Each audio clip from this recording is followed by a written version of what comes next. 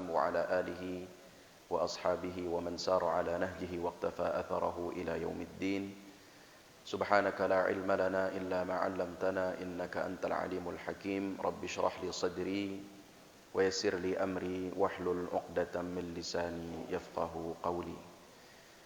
Para hadirin yang dimuliakan Allah, bapak-bapak dan juga ibu-ibu, alhamdulillah kita bersyukur kepada Allah Subhanahu wa taala pada pagi hari ini setelah melaksanakan salat subuh secara berjamaah. Allah takdirkan kita untuk duduk bersama dalam rangka untuk mengkaji salah satu peristiwa yang pernah dialami oleh Rasulullah sallallahu alaihi wasallam, dicatat di dalam buku-buku sejarah, diabadikan juga oleh Allah Subhanahu wa taala dalam Al-Qur'anul Karim, di dalam surat Al-Isra, juga diabadikan di dalam hadis-hadis Nabi sallallahu alaihi wasallam yang riwayatnya sangat banyak, yaitu kisah tentang Isra dan Mi'rajnya Rasulullah sallallahu alaihi wasallam. Hadirin yang dimuliakan Allah,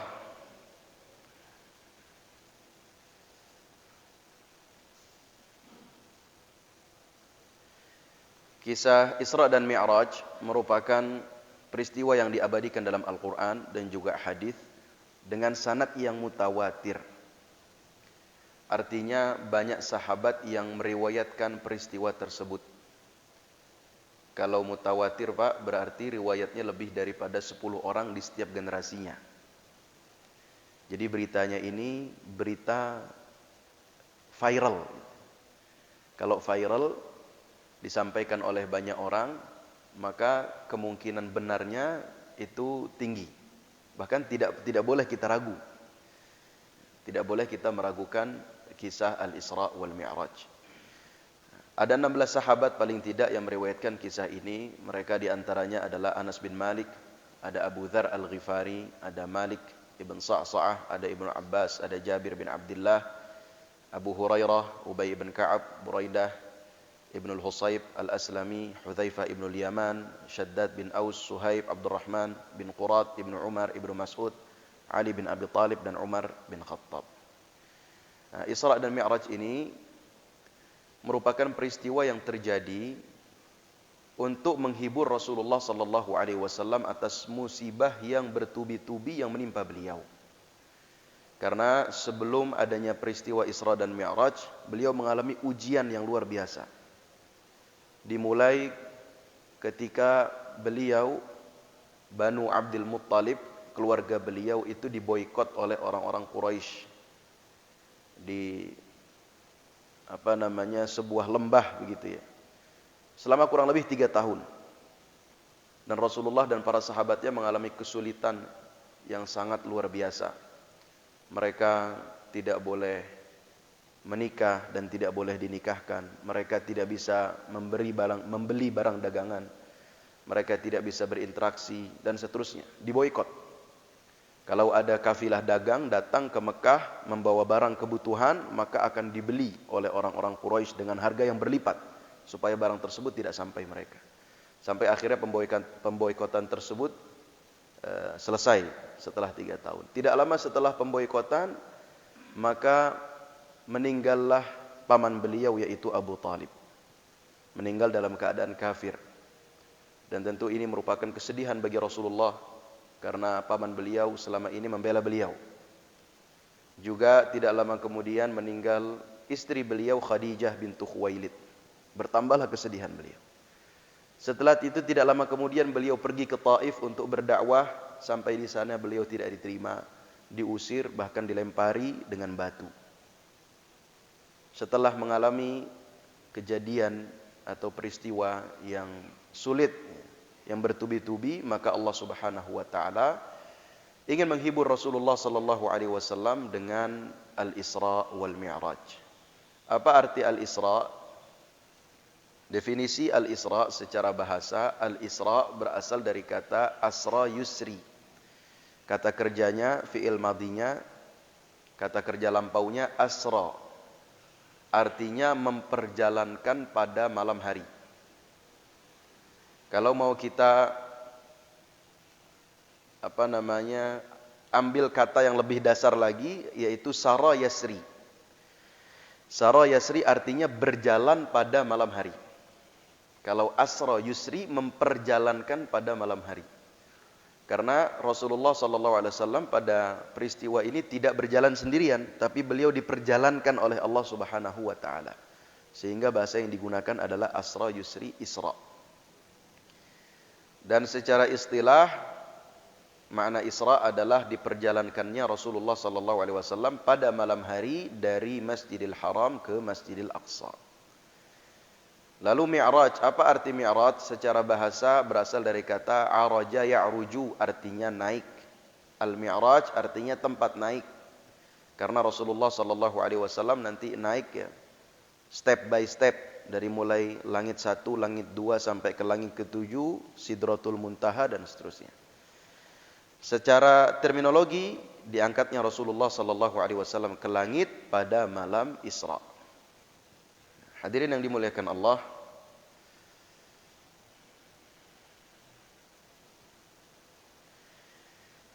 sebelum terjadi peristiwa Isra dan Mi'raj, ada persiapan dari Allah Subhanahu wa taala yang disebutkan di dalam banyak riwayat hadis. Rasulullah menceritakan bahwa beliau pada suatu ketika sedang bersandar di Ka'bah. Dalam riwayat lain sedang bersandar di Hijr, atau orang Indonesia bilang Hijr Ismail. Padahal namanya Hijr, sebenarnya bukan Hijr Ismail. Yang setengah lingkaran itu dibangun oleh orang-orang Quraisy. Dibangun setengah karena uang mereka tidak cukup untuk membangun Ka'bah secara utuh. Sedang bersandar di Hijr, tiba-tiba datang malaikat Jibril membawa bejana terbuat dari emas berisi air Zam-Zam. Maka dibelahlah dada Rasulullah SAW ya, dari sini, dari bolongan yang ada di bawah dada ini sampai ke arah bawahnya pusar. Dibelah dada Rasulullah, diambil hati beliau, dibersihkan dengan air Zam-Zam tadi ya, yang di wadahnya terbuat dari emas, lalu dimasukkan kembali. Setelah itu ditutup kembali dada beliau sallallahu alaihi wasallam. Sehingga selama beliau hidup, beliau mengalami pembelahan dada sebanyak 2 kali. Yang pertama ketika berada di perkampungan Bani Sa'ad, usia beliau 4 tahun, dan yang kedua sebelum terjadi Isra dan Mi'raj. Tujuannya agar mempersiapkan hati beliau, membersihkan hati beliau sebelum bertemu dengan Allah Subhanahu wa taala. Lalu setelah itu disiapkan tunggangan bernama Buraq. Buraq ini disebutkan dalam riwayat dunal baghli wa fawqal himari. Ukurannya di bawah baghl, tapi di atas keledai. Apa itu baghl? Baghl itu hewan hasil perkawinan antara kuda dengan keledai. Kuda menikah dengan keledai, lahir namanya baghl. Dia ukurannya lebih besar daripada keledai, tapi lebih kecil daripada kuda. Nah, Buraq itu ukurannya di antara baghl dan keledai. Jadi paling besar kuda, habis itu baghl, habis itu Buraq, habis itu keledai. Nah, Buraq ini adalah kendaraan khusus yang kata para ulama setiap nabi pernah menaikinya. Setiap nabi. Termasuk Nabi Ibrahim alaihissalam, beliau berasal dari Syam, tinggalnya di Syam, di Palestina. Lalu beliau kalau mengunjungi istri beliau yang di Mekah dengan anaknya Ismail, ibunya Ismail siapa? Siti Hajar, naik apa? Sebagian ulama mengatakan menggunakan Buraq supaya cepat. Setiap nabi pernah menggunakan Buraq. Dan Buraq yang pada saat itu ketika disiapkan untuk Rasulullah sallallahu alaihi wasallam, kana musrajan muljaman, sudah ada pelananya dan sudah ada talinya, tali kekangnya itu, tali kekang Buraq. Ketika Rasulullah sallallahu alaihi wasallam ingin menaikinya, istas'aba alaihi, maka Buraq ini menunjukkan sikap yang menunjukkan sikap tidak mau gitu, tidak mau dinaiki. Karena kalau setiap nabi pernah menaiki Buraq, berarti ya, nabi terakhir yang menaiki Buraq sebelum Rasulullah adalah Nabi Isa. Dan Nabi Isa berapa ratus tahun sebelum Rasulullah? 500 atau 600 tahun sebelum Rasulullah. Berarti sudah lama tidak ditunggangi. Maka Burak ini merasa asing lagi. Maka Jibril pun mengingatkan Burak, Abi Muhammadin taf'alu hadza, apakah engkau berlaku seperti ini, berkelakuan seperti ini dengan Muhammad? Faqad rakibaka fama ahadun rakibaka akramu minhu. Sesungguhnya Muhammad telah naik di atas pundakmu dan tidak ada manusia yang pernah naik di atas pundakmu yang lebih mulia dari Rasulullah sallallahu alaihi wasallam. Maka pada saat itu Burak diam dan tubuhnya bercucuran keringat menunjukkan bahwa Burak siap untuk ditunggangi oleh oleh Nabi Muhammad sallallahu alaihi wasallam. Maka diperjalankanlah Rasulullah sallallahu alaihi wasallam dari Al-Masjidil Haram menuju Al-Masjidil Aqsa. Lalu hadirin yang dimuliakan Allah, apa saja yang dialami oleh Rasulullah sallallahu alaihi wasallam ketika Isra? Jadi ketika perjalanan dari Al-Masjidil Haram menuju Al-Masjidil Aqsa, apa saja yang dialami oleh Rasulullah? Ada beberapa hal ya. Tentu ada banyak, ini saya sebutkan 4. Yang pertama, beliau diganggu oleh jin ifrit. Jadi jin ifrit itu mengikuti Rasulullah sallallahu alaihi wasallam. Idzal tafata ra'ahu. Kalau Rasulullah menengok, beliau melihat jin ifrit. Dan jin ifrit membawa nyala api begitu ya. Mengikuti Rasulullah sallallahu alaihi wasallam. Maka malaikat Jibril pada saat itu berkata, "Wahai Muhammad, maukah aku ajarkan engkau sebuah doa, jika engkau baca maka api yang dibawa ifrit itu akan padam." Kata Rasulullah, mau.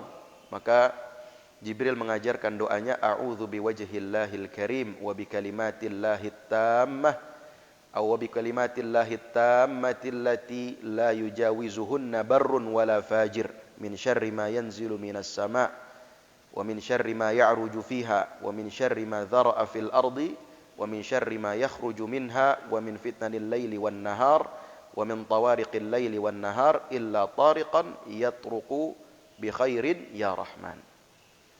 Ini doa yang diajarkan oleh Jibril alaihi salam, sehingga sebagian orang mengatakan kalau kita merasa takut gitu ya, maka baca doa ini. Atau merasa diganggu oleh makhluk halus, maka baca doa ini. Intinya doa ini isinya adalah berlindung kepada Allah Subhanahu wa taala dengan kalimat-kalimat Allah Subhanahu wa taala yang tidak bisa dilawan ya, oleh siapapun, dari segala keburukan, dari langit, dari bumi, yang turun ke langit, yang turun ke bumi, yang ada di bumi, dan seterusnya, keburukan siang dan malam. Itu doa yang diajarkan oleh Jibril alaihissalam. Maka setelah dibacakan doa itu, ifrit tidak lagi mengikuti Rasulullah sallallahu alaihi wasallam. Lalu ada kejadian lain dalam perjalanan Isra itu, beliau mencium aroma yang sangat harum. Maka Rasulullah bertanya kepada Jibril, "Ma hadhihi ar-raihatut thayyibah?" Bau harum apa ini? Maka Jibril menjawab, "Raihatu Masyitati binti Fir'aun." Ini adalah wangi atau aroma tukang sisir anak perempuan Fir'aun. Wa auladiha, dan anak-anaknya. Maksudnya anak-anak dari tukang sisir tersebut. Kenapa wanita ini mengeluarkan bau yang begitu harum? Karena dia dan anak-anaknya dibunuh oleh Fir'aun karena mengesahkan Allah Subhanahu wa taala. Jadi Fir'aun itu anaknya punya tukang sisir khusus. Fir'aun orang kaya. Jadi punya salon pribadi di rumahnya. Anak-anaknya punya apa zaman sekarang bahasanya itu? MOA ya, makeup artist. MUA, makeup artist. Anak-anaknya punya makeup artist, punya tukang sisir. Maka ketika tukang sisir ini Masyitah, jadi Masyitah artinya tukang sisir. Tapi banyak orang mengira Masyitah itu nama perempuan gitu. Maka banyak anak perempuan zaman sekarang namanya Masyitah. Masyitah bernama dengan nama tersebut. Ketika beliau menyisir salah satu anaknya Fir'aun, anak perempuan Fir'aun, tiba-tiba sisirnya jatuh.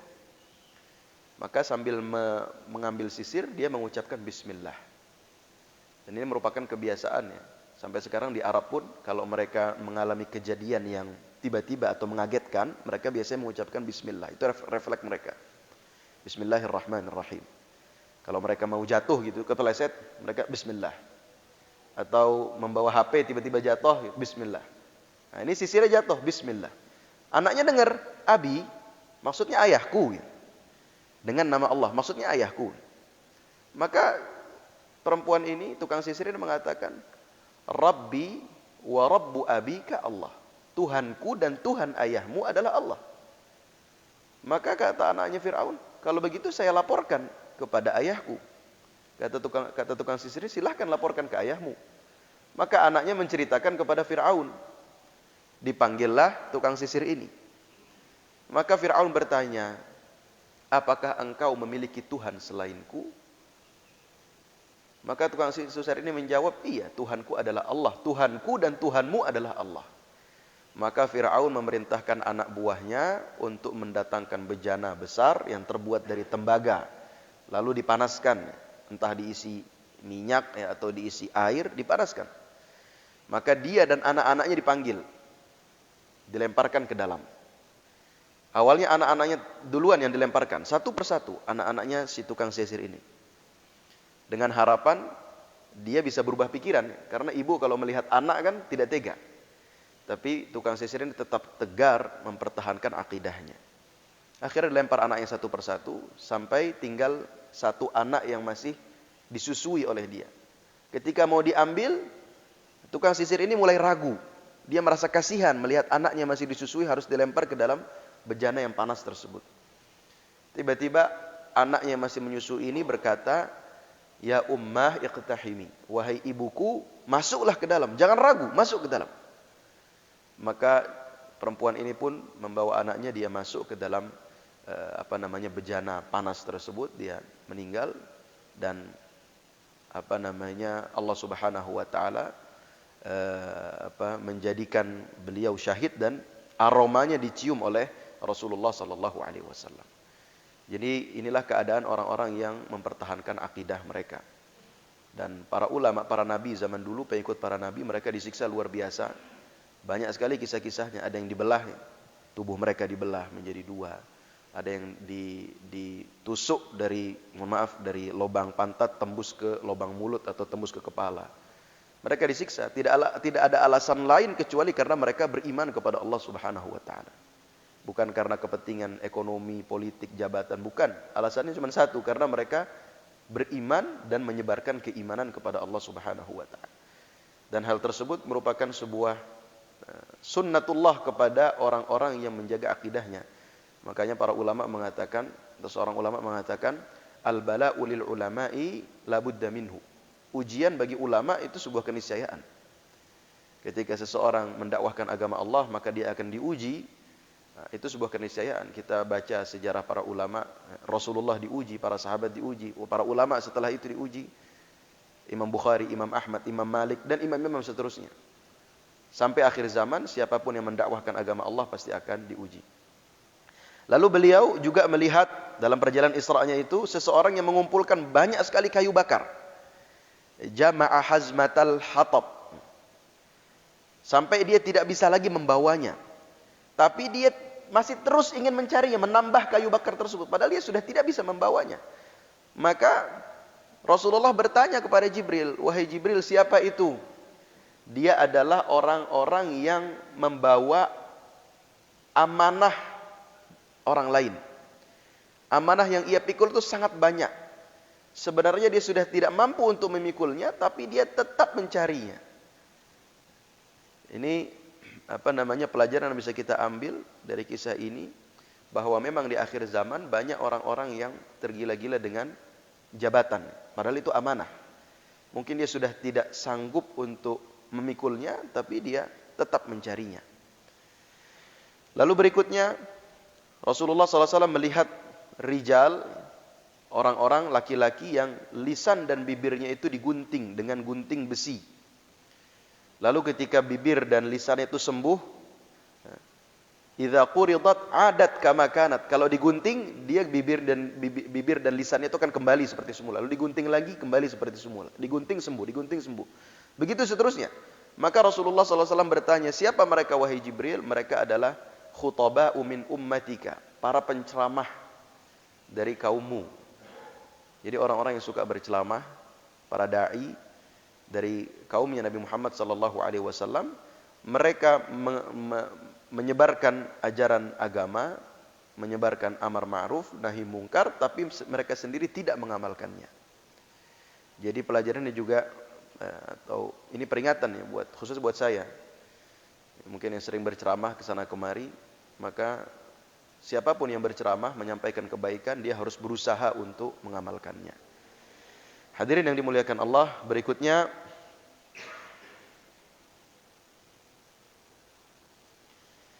ini adalah kisah Isra Mi'raj yang disebutkan dalam hadis dan banyak sekali riwayatnya. Hadisnya panjang-panjang dari Anas bin Malik radhiyallahu anhu bahwa Rasulullah SAW bersabda, didatangkan kepadaku buraq, yaitu hewan putih yang panjang, lebih besar dari keledai, lebih kecil dari bagal.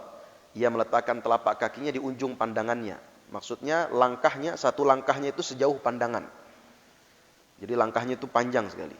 Maka saya pun menungganginya sampai tiba di Baitul Maqdis, lalu saya mengikatnya di tempat yang sama, di tempat yang digunakan untuk mengikat tunggangan para nabi. Kemudian saya masuk ke masjid dan sholat 2 rakaat, kemudian keluar. Nah, di sini disebutkan dalam riwayat yang lain bahwa ketika Rasulullah SAW sampai ke Al-Masjidil Aqsa, beliau mendapatkan para nabi sudah dikumpulkan. Lalu malaikat Jibril menyuruh Rasulullah SAW untuk menjadi imam mereka. Hanya nanti para ulama berbeda pendapat kejadian ini kapan. Apakah terjadi sebelum Mi'raj, sebelum Rasulullah naik ke langit, atau setelah Mi'raj?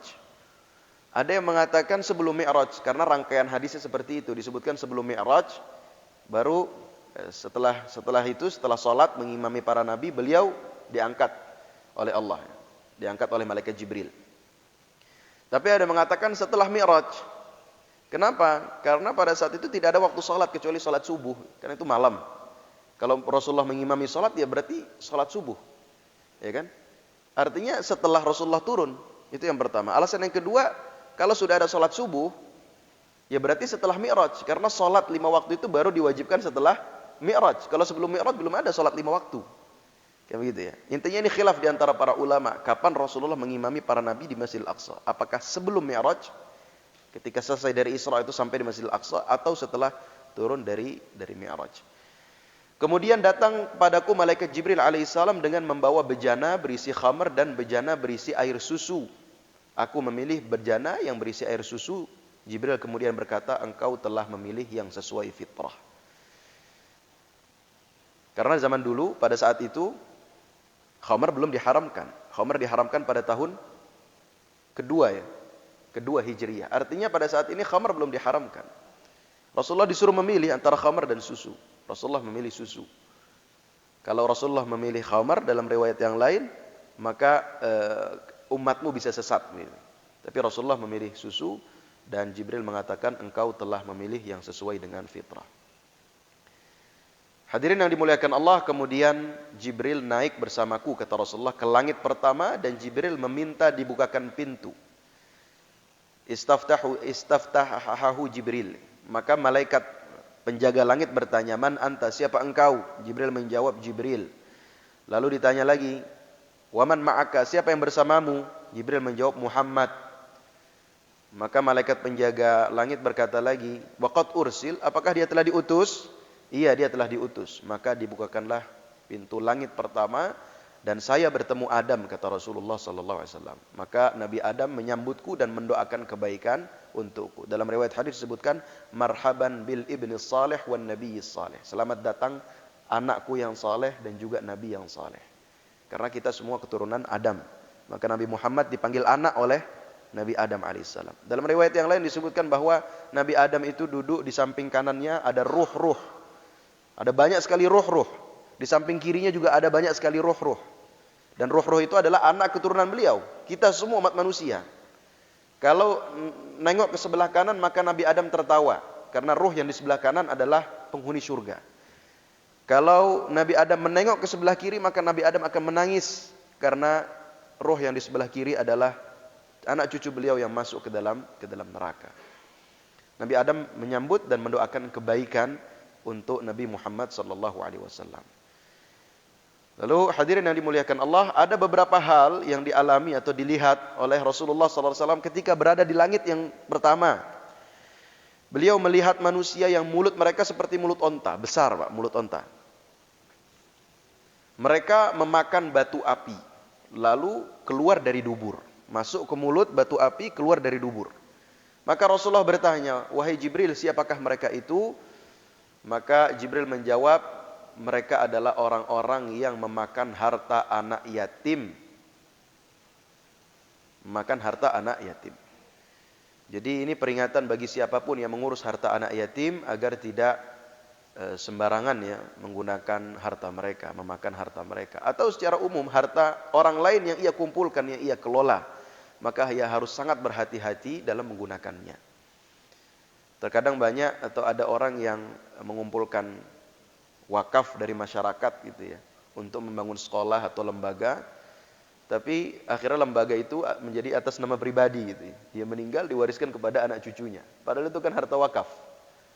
Intinya siapapun yang mengolah harta orang lain maka dia harus sangat berhati-hati. Tidak boleh dia sembarangan menggunakannya karena diancam oleh Allah Subhanahu wa taala. Alladzina ya'kuluna amwalal yatama zulman innama ya'kuluna fi butunihim nara wa sayaslawna sa'ira. Dalam surat An-Nisa. Orang yang memakan harta anak yatim secara zalim, innama ya'kuluna fi butunihim nara. Sesungguhnya mereka memakan di dalam perut mereka api, bara api. Dan di hari kiamat mereka akan masuk ke dalam api neraka. Lalu juga Rasulullah melihat manusia yang memiliki kuku tembaga. Mereka mencakar-cakar wajah dan dada mereka. Ketika itu Rasulullah bertanya, wahai Jibril, siapa mereka itu? Jibril menjawab, mereka adalah orang yang suka memakan daging orang lain. Atau ghibah. Wa yaqa'una fi a'radihim. Dan juga menjatuhkan harga diri orang lain. Jadi ghibah itu termasuk dosa besar yang kita harus hindari.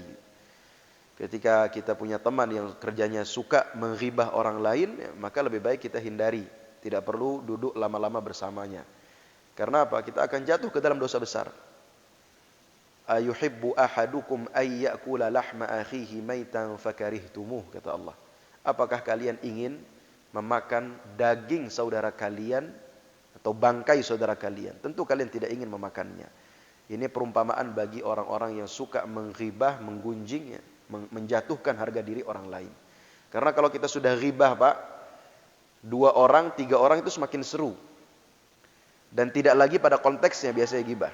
Tapi berujung kepada ingin menjatuhkan harga diri orang yang dighibah. Itu dosa besar. Maka carilah teman-teman yang suka neraktir makan gitu ya. Jangan neraktir makan daging orang lain. Baik, hadirin yang dimuliakan Allah, berikutnya di langit kedua Rasulullah bercerita, kemudian kami naik ke langit kedua, maka Jibril alaihissalam meminta dibukakan pintu, maka dikatakan, malaikat penjaga langit berkata, siapa engkau? Jibril menjawab, Jibril. Lalu ditanya lagi, siapa yang bersamamu? Ia menjawab, Muhammad. Apakah dia telah diutus? Iya, dia telah diutus. Maka dibukakanlah pintu langit kedua, dan saya bertemu dengan Nabi Isa bin Maryam dan Yahya bin Zakaria. 2 nabi yang sepupuan ya. Nabi Isa dengan Nabi Zakaria adalah 2 nabi yang sepupuan. Beliau berdua menyambutku dan mendoakan kebaikan untukku. Ini di langit yang kedua. Lalu naik ke langit yang ketiga. Rasulullah menceritakan kemudian Jibril naik bersamaku ke langit yang ketiga. Dan Jibril meminta dibukakan pintu. Maka dikatakan kepadanya, siapa engkau? Dia menjawab, Jibril. Siapa yang bersamamu? Muhammad. Apakah dia telah diutus? Ya, telah diutus. Maka dibukakan pintu yang ketiga. Maka Rasulullah bertemu dengan Yusuf alaihi salam. Waqad u'tiya syatrul husni. Dalam hadis demikian. Dan beliau telah diberikan separuh keindahan wajah. Jadi wajah beliau itu sangat indah. Wajah beliau sangat ganteng. Banyak tafsiran ya tentu terhadap hadis ini. Salah satunya adalah bahwa memang Nabi Yusuf diberi kegantengan setengah dari umat manusia. 50%-nya kegantengan itu sudah milik Nabi Yusuf. Maka tidak aneh kalau Nabi Yusuf ya ceritakan dalam surat Yusuf ketika beliau keluar, wanita-wanita yang sudah disiapkan pisau dan apel, mereka menggunting atau mengiris tangan mereka sendiri karena tidak kuat melihat Nabi Yusuf alaihissalam. Bahkan mereka mengatakan, ma hadza basyarun in hadza illa malakun karim, kata para wanita. Ini bukan manusia, ini malaikat. Saking gantengnya. Kalau kita nggak tahu berapa persen gantengnya kita, Pak. Nabi Yusuf alaihissalam gantengnya 50%. Sampai Rasulullah mengakui kegantengan Nabi Yusuf. Lalu hadirin yang dimuliakan Allah, di langit yang keempat, Rasulullah bercerita, kemudian Jibril naik bersamaku ke langit keempat, dan Jibril minta dibukakan pintu. Siapa engkau? Jibril. Bersamamu siapa? Muhammad. Apakah dia telah diutus? Iya, sudah diutus. Maka dibukakan pintu keempat dan saya bertemu dengan Idris alaihissalam. Beliau menyambutku dan mendoakan kebaikan untukku. Allah berfirman, yang artinya surat Maryam ya, wa rafa'nahu makanan 'aliyya, dan kami telah mengangkatnya ke martabat yang tinggi. Nabi Idris alaihissalam. Kalau kita lihat di sini hadirin yang dimuliakan Allah, setiap Rasulullah bertemu dengan para nabi di langit-langit tersebut, mereka selalu mendoakan kebaikan untuk Rasulullah sallallahu alaihi wasallam. Dan ini merupakan kebiasaan yang baik. Jadi mendoakan sesama ketika bertemu itu merupakan kebiasaan yang baik. Orang Arab selalu demikian itu. Kalau kita berhubungan sama orang Arab, teleponan ya, atau ketemu di jalan, lamanya itu basa-basinya. Sebenarnya bukan basa-basi, tapi mukaddimah di awal itu. Bagaimana kabar keluarga, gimana anak, gimana sekolah, gimana pekerjaan, di tempatmu hujan atau tidak, hari ini makan apa, semua ditanya. Itu lalu mereka mendoakan semoga Allah selalu memberi taufik, memberi arahan dan seterusnya. Didoakan. Itu merupakan kebiasaan yang baik. Bahkan sama anak-anak mereka sendiri, mereka juga lakukan hal yang sama. Kalau kita mungkin sama ayah kita canggung gitu ya, telepon mau ngomong apa. Tapi kalau mereka langsung to the point gitu. Semoga Allah menjagamu wahai anakku dan seterusnya dan seterusnya. Jadi kalau ini pengalaman saya, memang orang Indonesia itu kurang ekspresif dalam bergaul ya. Kalau ada yang ekspresif, biasanya sama orang Indonesia itu dibilang lebay. Berbeda sama bule atau orang Arab, mereka kalau bagi kita ini lebay-lebay sekali. Gaya ngomongnya, gaya gaulnya, gaya menyambut orang gitu. Kalau ada tamu mereka, ahlan wa sahlan. Memang ekspresif mereka. Kalau orang Indonesia kan biasa saja ada tamu ya sudah, assalamualaikum ya salam, silakan masuk gitu. Kalau mereka tidak, dari jauh sudah heboh gitu ya. Memang ekspresif, sehingga ungkapan-ungkapan itu banyak yang terasa ekspresif, termasuk doa. Kalau mereka ingin mendoakan saudara, mereka ungkapkan langsung. Dan itu merupakan kebiasaan yang baik, saling mendoakan. Berikutnya, ke langit kelima, Rasulullah menceritakan, kemudian Jibril naik bersamaku ke langit yang kelima, minta dibukakan pintu, ya, siapa bersamamu, siapa engkau, dan seterusnya. Maka dibukakan pintu yang kelima, maka saya, kata Rasulullah, bertemu dengan Harun alaihissalam, beliau menyambutku dan mendoakan kebaikan untukku. Ini langit yang kelima. Langit yang keenam, dibukakan pintu, maka di langit yang keenam Nabi Muhammad bertemu dengan Nabi Musa alaihissalam, beliau menyambutku dan mendoakan kebaikan untukku. Dan disebutkan dalam riwayat yang lain bahwa Nabi Musa itu tubuhnya tinggi, tegap dan kekar. Rasulullah mengakui ya kekekaran tubuh Nabi Musa alaihissalam. Pantas saja beliau sekali pukul bisa membunuh orang Qibti. Fawakazahu Musa faqada alaih, kata Allah dalam Al-Quran. Nabi Musa pukul sekali, maka orang Qibti itu langsung meninggal. Karena tubuhnya yang begitu kekar dan kuat. Itu Nabi Musa alaihissalam. Lalu setelah itu, kemudian Jibril naik bersamaku ke langit yang ketujuh. Dan Jibril meminta dibukakan pintu, maka dikatakan kepadanya, siapa engkau? Dia menjawab, Jibril. Dikatakan lagi, siapa bersamamu? Muhammad. Apakah dia telah diutus? Iya, dia telah diutus. Maka dibukakan bagi kami pintu langit yang ketujuh. Kemudian saya bertemu dengan Ibrahim, Nabi Ibrahim alaihissalam, kakek beliau, kakek Rasulullah. Karena Rasulullah nasabnya kepada Ismail Ibrahim. Ibrahim tentu keturunan Nabi Adam alaihissalam. Beliau sedang menyandarkan punggungnya di Baitul Ma'mur. Baitul Ma'mur adalah Ka'bah yang ada di langit. Kalau di dunia tempat tawafnya manusia adalah Ka'bah, kalau di langit tempat tawafnya para malaikat disebut dengan Al-Baitul Ma'mur, di langit ketujuh. Itu menjadi destinasi ya para malaikat untuk beribadah. Setiap hari masuk ke Baitul Ma'mur 70.000 malaikat yang tidak kembali lagi. Artinya malaikat ke Baitul Ma'mur itu sekali saja seumur hidup mereka. Ibarat kita, mungkin kita haji sekali Pak, ya kan? Adalah beberapa orang yang haji berkali-kali, mungkin karena dia pengurus di travel. Tapi normalnya orang haji sekali seumur hidup gitu. Begitu juga malaikat, karena saking banyaknya malaikat dan Baitul Ma'mur cuma satu, mereka pun bergantian. Setiap hari 70.000 malaikat. Kemudian Nabi Ibrahim pergi bersamaku ke Sidratul Muntaha. Sidratul Muntaha, ini sidrah itu artinya pohon ya, yang begitu besar. Ternyata daun-daunnya seperti telinga gajah dan buahnya seperti tempayan besar. Rasulullah SAW menggambarkan bagaimana indahnya pohon Sidratul Muntaha. Tentu ini jangan kita bayangkan seperti pohon-pohon yang ada di dunia. Ini berbeda gitu ya. Ternyata tak kala dia diliputi oleh perintah Allah, dia pun berubah sehingga tidak ada seorang pun dari makhluk Allah yang sanggup menggambarkan keindahannya. Saking indahnya. Saya terkadang kalau kadang film-film barat itu kan yang sudah imajinasinya luar biasa gitu. Kalau mereka menggambarkan tentang dunia malaikat atau apalah segala macam gitu. Entah dari mana mereka mengambil imajinasi itu gitu. Tapi saya rasa mereka juga mengambilnya dari Injil mungkin. Imajinasi tersebut. Intinya surga adalah tempat yang tidak bisa dibayangkan oleh manusia bagaimana indahnya. Berikutnya hadirin yang dimuliakan Allah. Lalu Allah mewahyukan kepadaku apa yang ia wahyukan. Jadi ketika sampai di langit ke-7, maka malaikat Jibril tidak ikut lagi bersama Rasulullah. Rasulullah dinaikkan ke atas. Rasulullah SAW bertemu dengan Allah Subhanahu Wa Taala. Hanya nanti terjadi perbedaan pendapat di antara para ulama, nanti akan kita bahas. Apakah bertemu langsung atau hanya mendengar saja dan seterusnya. Allah mewajibkan kepadaku 50 salat sehari semalam. Kemudian Rasulullah turun, ya kan? Turun ke langit ke-7 ada Nabi Ibrahim hanya menyapa. Turun ke langit ke-6 ketemu Nabi Musa alaihissalam. Nabi Musa bertanya, apa yang diwajibkan Tuhanmu atas umatmu? Maka Rasulullah menjawab 50 kali salat. Maka Nabi Musa berkata, kembalilah kepada Tuhanmu dan mintalah keringanan, karena sesungguhnya umatmu tidak akan mampu mengerjakannya.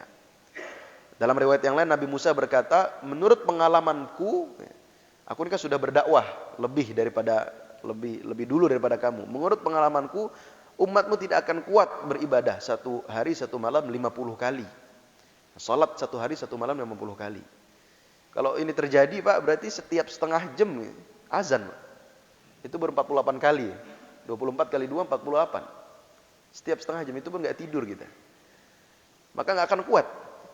5 kali aja mungkin sudah babak belur kita 5 kali ini Pak. Banyak orang yang sudah tidak mampu 5 kali. Ini 50 kali. Maka kata Nabi Musa minta keringanan. Maka saya kembali kepada Tuhanku seraya berkata, wahai Tuhanku, ringankanlah untuk umatku. Maka dikurangi dariku 5 salat. Kemudian kembali kepada Nabi Musa dan berkata, Allah mengurangi untukku 5 salat. Nabi Musa kembali berkata, sesungguhnya umatmu tidak akan mampu mengerjakannya.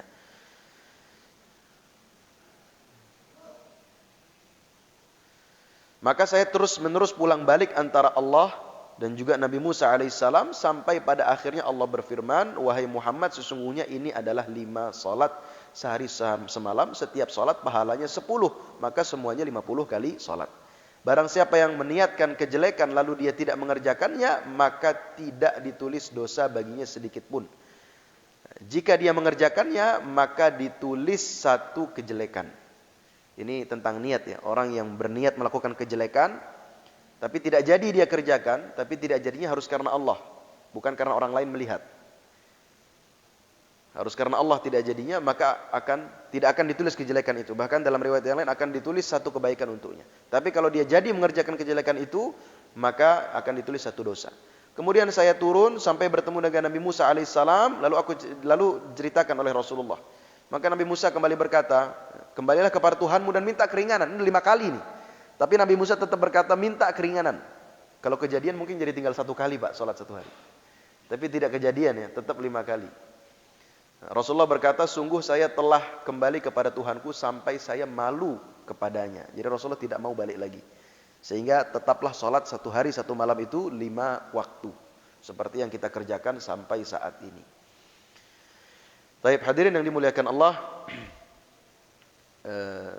Kapan terjadinya Isra dan Mi'raj? Sebelum itu, setelah selesai Isra dan Mi'raj, Rasulullah kembali diantar ke kota Makkah. Pagi harinya Rasulullah duduk bersandar di Ka'bah dengan muka yang kebingungan.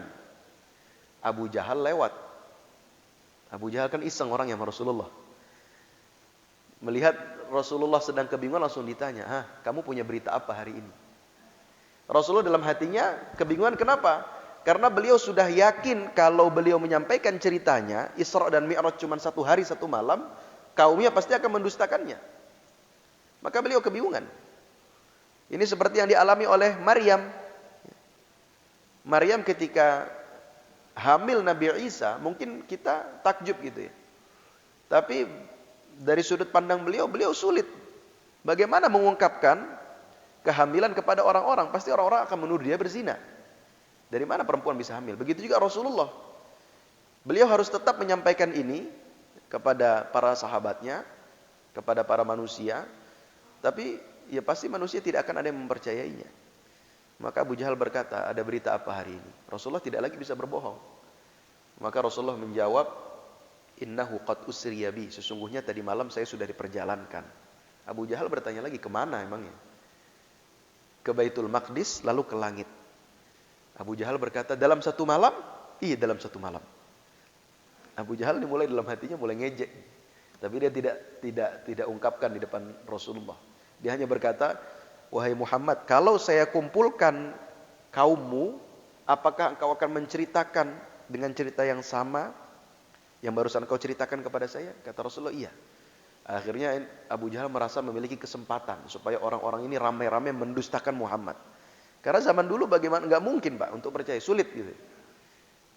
Sulit. Kalau zaman sekarang mungkin masih bisa ada pesawat. Itu pun bagi kita sulit juga walaupun ada pesawat. Kenapa? Ya, terbangnya kan ada jadwalnya. Kecuali dia punya jet pribadi gitu ya, bisa terbang kapanpun. Ini zaman dulu. Maka Abu Jahal dengan semangat membara, semangat 45 mengumpulkan orang-orang. Kumpul kalian di sini, dengarkan cerita Muhammad, kumpullah mereka. Lalu dia suruh Rasulullah cerita. Muhammad, coba ceritakan apa yang barusan kau ceritakan kepadaku. Rasulullah menyampaikan, tadi malam saya diperjalankan dan seterusnya. Bagaimana kalian? Apakah kalian percaya? Maka banyak sekali yang tidak percaya pada saat itu. Tidak percaya, mereka mendustakan Rasulullah SAW. Akhirnya panggil Abu Bakar. Ini cara terakhir nih. Ini Abu Jahal sudah merasa menang, gitu kan. Jadi mereka ada yang mendustakan, ada yang ragu-ragu, ada yang percaya tapi diam, ya kan? Kenapa? Karena jumlah mereka minoritas. Yang tidak percaya lebih banyak. Kalah suara. Akhirnya Abu Jahal merasa menang. Abu Jahal belum ada, dipanggil Abu Bakar belum dipanggil Abu Bakar. Ini terakhir nih, kunci terakhir. Kalau Abu Bakar sahabat paling setia Rasulullah sampai mendustakan Rasulullah, kafir satu Mekah, selesai. Panggil Abu Bakar. Abu Bakar, apa pendapatmu tentang cerita temanmu ini Muhammad? Maka Abu Bakar dengan tegas, dengan mantap mengatakan, in kana qad qalahu faqad shadaq. Kalau dia mengucapkannya, maka dia telah jujur. Muhammad tidak pernah berbohong. Maka orang-orang yang pada saat itu ragu-ragu atau tidak mau bersuara padahal dia yakin gitu, akhirnya mereka setuju dengan Abu Bakar. Dan semenjak saat itu Abu Bakar dijulukin As-Siddiq, Abu Bakar As-Siddiq, karena dia mempercayai sebuah kisah yang terjadi, Isra Mi'raj yang luar biasa. Kapan terjadi Isra Mi'raj? Ada beberapa pendapat para ulama ya. Ada yang mengatakan bahwa Isra Mi'raj terjadi pada tahun ketika Rasulullah SAW memuliakan Rasulullah dengan kenabian. Artinya ketika pertama kali beliau diutus menjadi nabi dan menjadi rasul. Ini pendapat Al-Imam At-Tabari. Pendapat kedua, pendapat Al-Imam An-Nawawi dan Al-Imam Qurtubi, ini terjadi 5 tahun setelah Rasulullah diutus menjadi nabi. Pendapat ketiga, pada malam tanggal 27 bulan Rajab tahun 10. Ini pendapat Al-Allamah Al-Mashhurfuri. Tapi kata Al-Imam Sofiyur Rahman Al-Mubarakfuri, 3 pendapat ini tidak mungkin. Tidak mungkin Isra Mi'raj terjadi ketika Rasulullah pertama kali diangkat menjadi Nabi. Tidak mungkin 5 tahun setelah menjadi Nabi. Tidak mungkin tahun 10 Hijriah bulan Rajab. Kenapa? Karena sebelum Khadijah meninggal belum ada perintah sholat 5 waktu. Dan Khadijah meninggal pada tahun ke-10 bulan Ramadan. Rajab, Sya'ban, Ramadan. Tahun ke-10 Hijriah, Khadijah baru meninggal. Sebelum itu belum ada kewajiban sholat 5 waktu. Kalau Isra Mi'raj terjadi pada tahun 3 tahun yang disebutkan ini, 3 pendapat ini, maka sudah ada kewajiban sholat 5 waktu. Tapi belum ada. Maka pendapat ketiga berikutnya inilah yang paling memungkinkan. Ada yang berpendapat bahwa peristiwa tersebut terjadi 6 bulan sebelum hijrah. Pada bulan Muharram, tahun ke-13 setelah kenabian. Ada juga yang berpendapat peristiwa tersebut terjadi setahun 2 bulan sebelum hijrah. Ada pula yang berpendapat bahwa peristiwa tersebut terjadi setahun sebelum hijrah pada bulan Rabiul Awal atau pada tahun ke-13 setelah kenabian. Jadi ini yang paling mungkin. Intinya memang Isra dan Mi'raj itu sebelum hijrah. Tahunnya kapan, bulannya bulan apa, wallahu a'lam. Intinya kejadian itu benar karena Allah sebutkan di dalam Al-Qur'anul Karim, suratnya surat Al-Isra. Subhanalladzi asra bi'abdihi lailan minal masjidil harami ilal masjidil aqsa alladzi barakna haulahu linuriyahu min ayatina. Tujuannya agar kami memperlihatkan tanda-tanda kebesaran kami, kata Allah Subhanahu wa taala. Hadirin yang dimuliakan Allah, berikutnya bagaimana sikap seorang muslim terhadap kisah Isra dan Mi'raj? Yang pertama, kita harus menerima berita tersebut, kita imani. Yang ketiga, kita tidak menolak berita tersebut atau mengubah berita tersebut sesuai atau dari kenyataannya. Kita harus beriman kepada kisah Isra dan Mi'raj. Walaupun ini mungkin secara sains gitu ya, sulit untuk diterima. Tapi namanya ilmu manusia terbatas. Ilmu manusia sehebat apapun manusia zaman sekarang, ilmu mereka masih tetap terbatas. Kalau Allah takdirkan manusia hidup 1000 tahun lagi, saya yakin ilmunya sudah bukan seperti ini lagi. Kalau Allah takdirkan. Sekarang aja kita sudah bisa video call kan dengan orang yang ada di Amerika. Sebentar lagi ada Meta. Meta katanya lebih canggih lagi, Pak ya. Saya nggak tahu mungkin 100 tahun lagi, 1000 tahun lagi seperti apa teknologi yang diciptakan oleh manusia. Tapi semua itu tetap kecil ya dibandingkan ilmu Allah Subhanahu wa taala. Tidak ada apa-apanya dibanding ilmu Allah. Maka kita sebagai seorang muslim yang kita gunakan ya untuk menyikapi hal-hal yang sifatnya gaib ya, termasuk kejadian hari kiamat, Isra Mi'raj, kisah-kisah tentang hari akhirat, surga dan neraka, maka yang kita gunakan adalah iman. Iman harus berada di atas akal. Akal harus mengikuti keimanan. Hadirin yang dimuliakan Allah, berikutnya pelajaran dari kisah Isra dan Mi'raj. Yang pertama, kisah Isra dan Mi'raj termasuk tanda-tanda kebesaran dan kekuasaan Allah. Yang kedua, peristiwa ini menunjukkan keutamaan Nabi Muhammad SAW di atas seluruh Nabi dan Rasulullah dan para Rasul. Yang ketiga, peristiwa yang agung ini menunjukkan keimanan para sahabat radhiyallahu taala anhum. Mereka meyakini kebenaran berita tentang kisah ini tidak sebagaimana perbuatan orang-orang kafir Quraisy, seperti yang barusan saya ceritakan. Berikutnya, Isra dan Mi'raj terjadi dengan jasad dan ruh beliau dalam keadaan terjaga atau sadar. Ini adalah pendapat mayoritas jumhur ulama, mayoritas para ahli hadis, para ahli fiqih, dan pendapat inilah pendapat yang paling kuat di kalangan para ulama ahlus sunnah. Memang ada pendapat yang mengatakan bahwa Rasulullah ketika Isra dan Mi'raj itu hanya ruh beliau saja, tidak dengan jasadnya, hanya dengan ruh. Tapi pendapat yang lebih kuat, pendapat mayoritas para ulama, ruhan wa jasadan, ruh dan juga jasad beliau. Ini merupakan mukjizat dari Allah Subhanahu wa taala. Berikutnya pelajaran, banyak sekali pelajaran dan hikmah yang bisa kita ambil. Penetapan akan ketinggian Allah Subhanahu wa taala dengan ketinggian zatnya, dengan sebenar-benarnya sesuai dengan keagungan Allah. Artinya Allah Maha Tinggi. Salah satu nama Allah, Asmaul Husna adalah Al-Ali, yang Maha Tinggi. Ketika Rasulullah SAW diangkat naik ke atas, ini menunjukkan bahwa Allah Subhanahu wa taala Maha Tinggi. Berikutnya, mengimani perkara-perkara gaib yang disebutkan dalam hadis seperti Buraq, Mi'raj, para malaikat penjaga langit, ada pintu-pintu langit, ada Al-Baitul Ma'mur tadi Ka'bahnya, penduduk langit. Ada Sidratul Muntaha, para nabi, roh-roh para nabi yang berada di langit-langit. Itu semua harus diimani, surga dan seterusnya. Berikutnya penetapan tentang hidupnya para nabi alaihimussalam di kubur-kubur mereka. Akan tetapi dengan kehidupan alam barzakh, bukan seperti kehidupan mereka di dunia. Orang-orang saleh, para nabi, para rasul semua hidup di kubur mereka. Gimana ayatnya? Wahum yurzaqun. Mereka, engkau mengira mereka meninggal, tapi mereka hidup, diberi rizki di sisi Allah Subhanahu wa taala. Berikutnya, banyaknya jumlah para malaikat dan tidak ada yang mengetahui jumlah mereka kecuali Allah Subhanahu wa taala. Jumlah malaikat sangat-sangat banyak. Dan mereka memang Allah ciptakan untuk beribadah kepada Allah Subhanahu wa taala. Pelajaran berikutnya, Nabi Muhammad SAW juga adalah kalimur rahman, orang yang diajak bicara langsung oleh Allah Subhanahu wa taala ketika diwajibkan salat 5 waktu. Ada yang mengatakan Rasulullah bertemu langsung dengan Allah. Ada yang mengatakan Rasulullah bertemu dengan Allah tapi tidak langsung dengan hatinya. Ada yang mengatakan hanya diajak bicara oleh Allah Subhanahu wa taala seperti Nabi Musa. Nabi Musa kalimullah, Rasulullah juga kalimullah atau kalimur rahman. Lalu Allah, pelajaran berikutnya, Allah memiliki sifat kalam, berbicara dengan pembicaraan yang sebenar-benarnya. Termasuk Al-Quranul Karim itu adalah kalamullah ghairu makhluk, bukan makhluk. Kalamullah bukan makhluk. Maka Al-Imam Al-Bukhari atau Al-Imam Ahmad ibn Hanbal, beliau disiksa oleh orang-orang Mu'tazilah.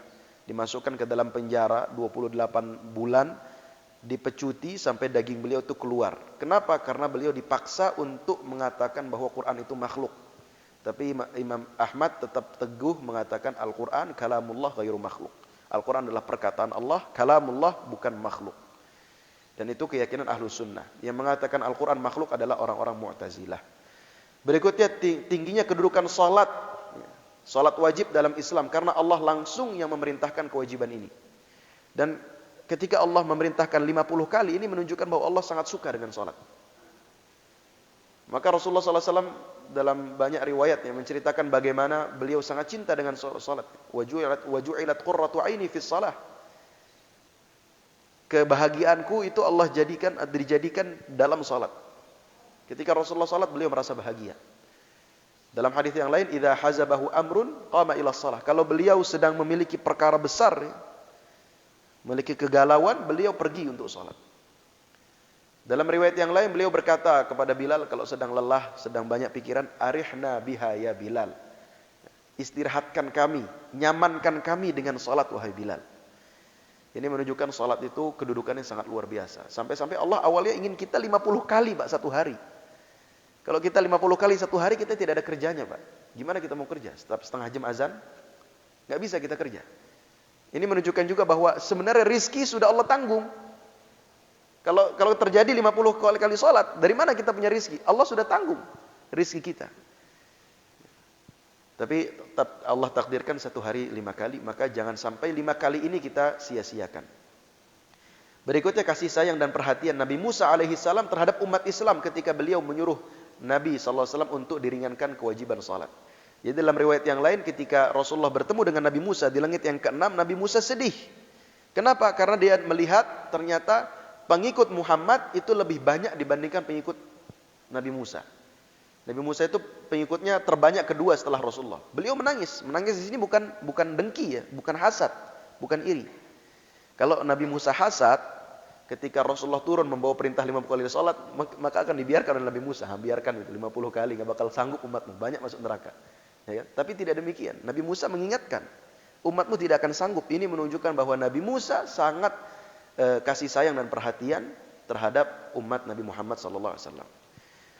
Lalu berikutnya penetapan adanya nasakh, penghapusan hukum dalam syariat Islam serta boleh menasakh suatu perintah walaupun belum sempat dikerjakan sebelumnya, yakni tentang kewajiban salat yang awalnya 50 menjadi 5. Itu dibahas dalam usul fiqih, ada namanya nasikh mansukh.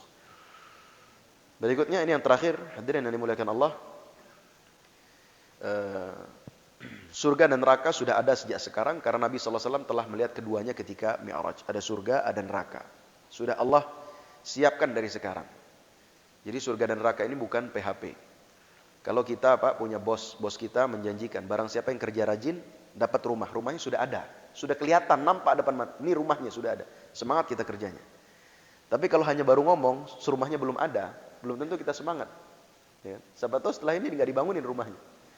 Nah, begitu juga Allah telah menciptakan surga dan neraka sudah ada, walaupun belum kita lihat. Gitu. Tapi harus kita imani, tujuannya untuk menyemangati kita beramal. Surga dan nerakanya sudah ada. Lalu para ulama berbeda pendapat, ya, apakah Nabi melihat Allah pada saat ada 3 pendapat. Ada yang tadi sudah saya sampaikan, ada yang mengatakan melihat langsung, ada yang melihat dengan hati, ada yang mengatakan tidak melihat, hanya mendengar kalamullah.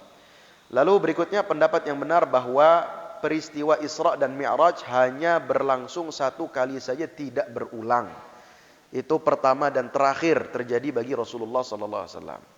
Dan yang terakhir adalah barang siapa yang mengingkari Isra maka dia telah kafir. Ini masuk bab akidah. Makanya Al-Imam At-Tahawi dalam Aqidah Tahawiyah memasukkan bab ini ke dalam bab akidah. Seperti orang yang tidak percaya surga dan neraka, dia telah keluar dari Islam. Orang tidak percaya dengan nabi-nabi sebelumnya, tidak percaya dengan malaikat, tidak percaya dengan hari kiamat, maka dia telah keluar dari Islam. Termasuk kejadian Isra dan Mi'raj. Barang siapa yang mengingkari Mi'raj, maka dia tidak dikafirkan kecuali setelah ditegakkan padanya hujjah dan serta dijelaskan padanya kebenaran. Isra disebutkan dalam Al-Quran, Mi'raj disebutkan dalam hadis. Maka kita sebagai orang yang beriman harus beriman kepada kisah Isra dan Mi'raj. Hadirin yang dimuliakan Allah, kurang lebih itu kisah tentang Isra dan Mi'raj. Walaupun sebenarnya sedikit terburu-buru karena kalau kita baca itu banyak sekali hadisnya, panjang-panjang, dan hadisnya menceritakan detail per detailnya itu setiap langit, kejadian apa, dengan Nabi seperti apa dan seterusnya. Mungkin tidak bisa kita ceritakan semuanya karena waktu yang terbatas, tapi paling tidak apa yang saya sampaikan ini sudah mewakili tentang kisah Isra dan Mi'raj. Semoga ini menambah keimanan kita kepada Allah Subhanahu wa taala. Aqulu qauli hadza wa sallallahu ala nabiyyina Muhammadin wa ala alihi washabbihi wasallam. Sebelum ditutup mungkin kalau ada pertanyaan.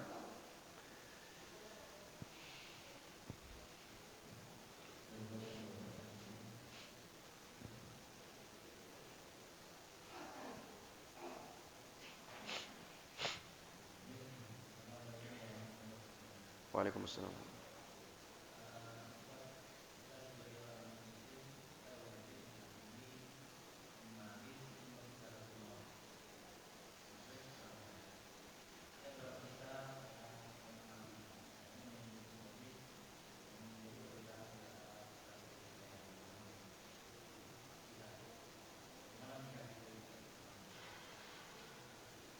Kisah tentang Maulid Nabi. Contohnya seperti apa, Pak? Kisahnya.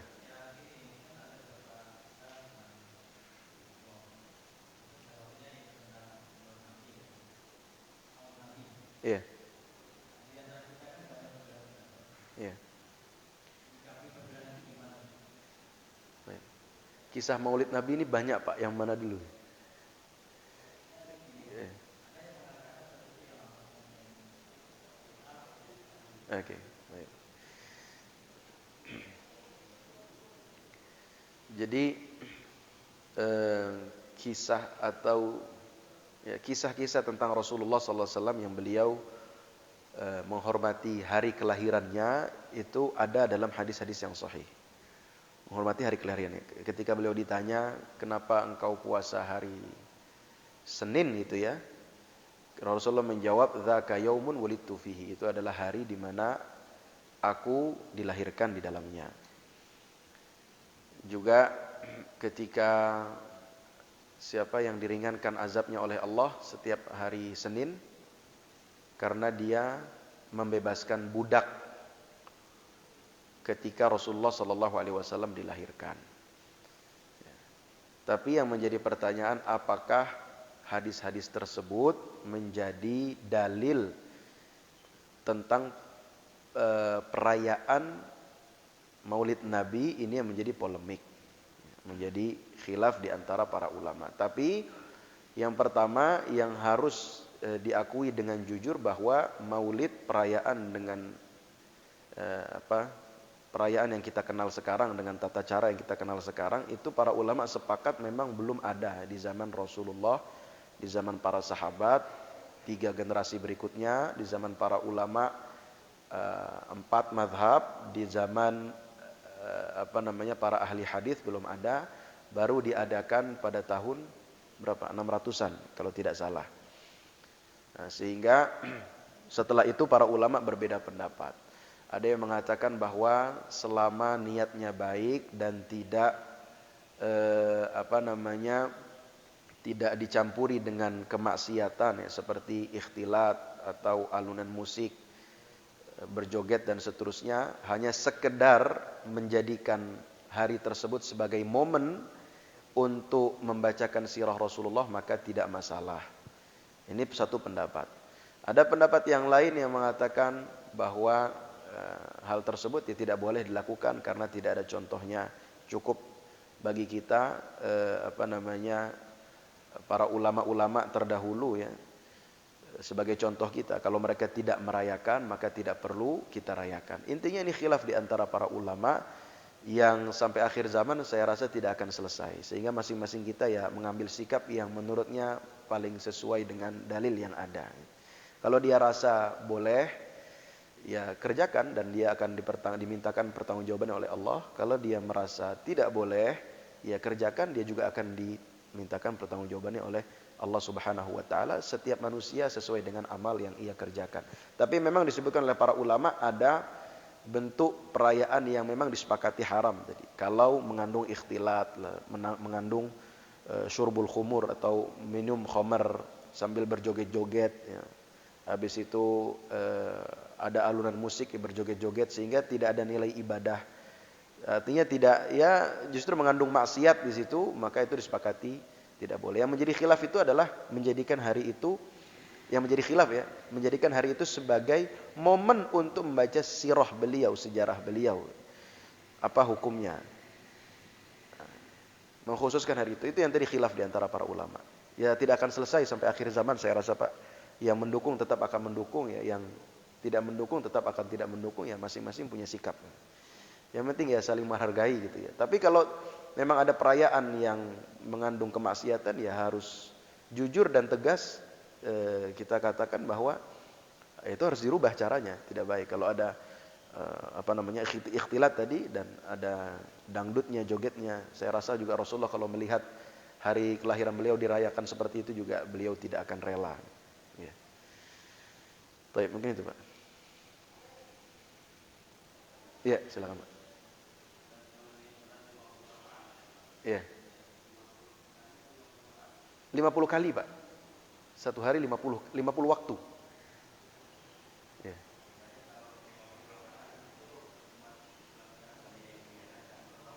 Iya. Betul. Iya. Qobliyah ba'diyah, salat lain. Betul.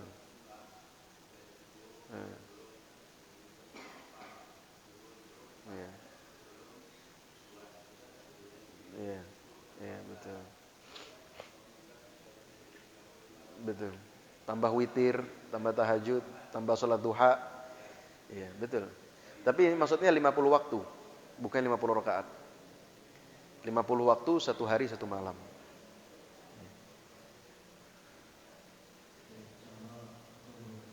Cukup. Semoga apa yang kita pelajari pada pagi hari ini ada manfaat yang bisa kita ambil. Mohon maaf bila ada kata-kata yang kurang berkenan. Mohon diingatkan bila ada ilmu yang salah dari yang telah saya sampaikan. Aqulu qawli hadza wa sallallahu ala nabiyyina Muhammadin wa ala alihi wa sahbihi wasallam. Subhanakallahumma wa bihamdika asyhadu an la ilaha illa anta astaghfiruka wa atubu ilaik. Wassalamualaikum warahmatullahi wabarakatuh.